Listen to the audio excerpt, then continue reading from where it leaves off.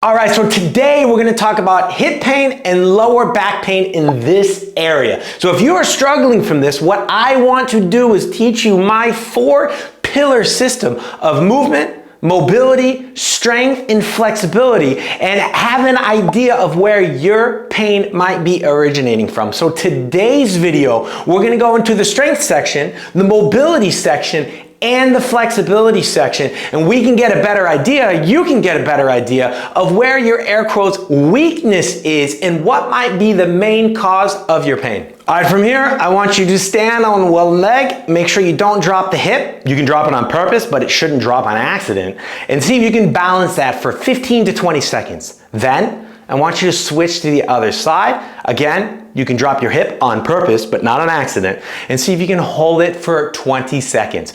Once you realize the balance is where we needed to be on that, no pun intended, but also from the left and the right, I now want you to try to come down and touch mid-knee height.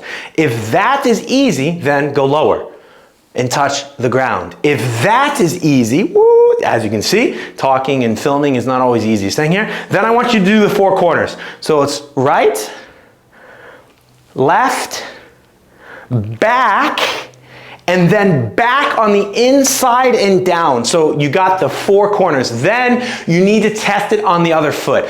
I want you to try 2 to 3 sets of around 12. So that means if you touch all 4, that counts as 4 times, not 1. We need to look A, at your balance, B, at your coordination, C, at your ability to adapt your nervous system to the coordination of your body. So we know that you are in control of your nervous system, not your nervous system is in control of you. But also we're looking at the strength, endurance, because the first set might be very easy, but as you go to the second set, it might not be that easy, it might not be possible. And again, with that analogy of Team Navy SEALs versus Team Toddlers in a tug of war, we need to make sure that your third set on your right is similar to the third set on your left. All right, so now I want you to sit on your foam roller. So just like this. And now, because of the camera, I'm gonna turn my right leg out. So in this direction and bend it. This one is gonna be my movement leg. The first thing I do is the one you've done 1,000 times, right over your normal butt muscle. So this is kind of known for the piriformis. However, from here, what I want you to do now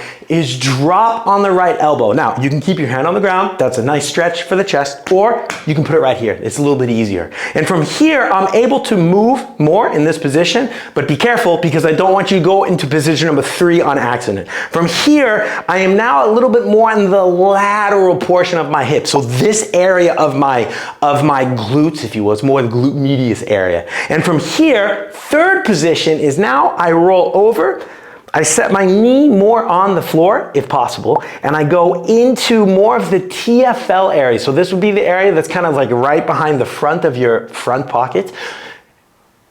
I think that's clear enough, and it's this muscle right here. So maybe actually I take a picture of exactly kind of what I mean by the front of the front pocket.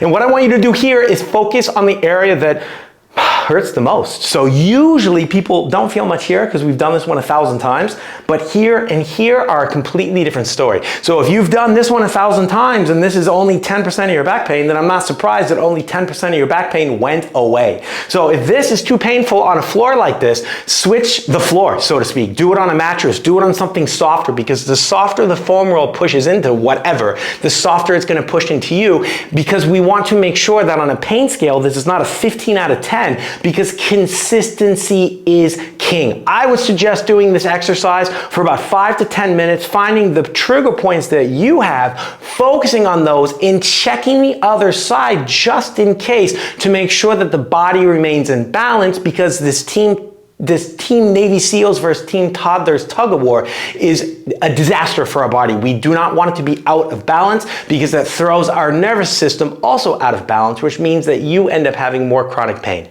All right, so a great hip flexor stretch, but a bit of a difficult one. I'll link an easier one up here if this is not possible. But what you do is you start in this hip opener position. So literally my foot is in front of me, knees are around 90 degrees. My back leg is back as far as possible. From here, due to the camera angle, I'm now gonna take my right arm and I'm gonna grab my left leg. So what that means is I'm gonna kick it up.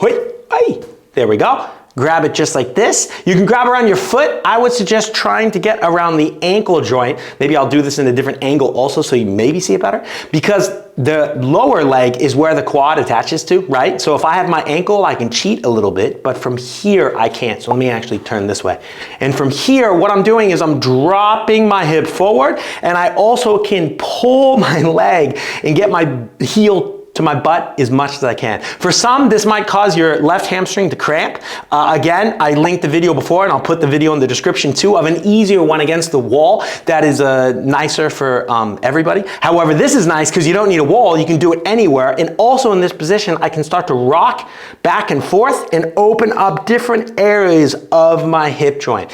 I prefer having my hand on the ground because then you take the balance out of the game and you allow your hip to focus on stretching and not stabilizing your balance, which would be counterintuitive because your muscle can't really contract and stretch at the same time. It's an unclear signal to your nervous system and it won't understand what you want it to do, therefore your results will be affected. Try to hold this one for anywhere from 30 seconds to a few minutes if possible. I know it's pretty brutal, but the longer you hold it, the more you breathe, the more your nervous system's gonna open up and the deeper you're gonna be able to go and the better you're gonna feel after.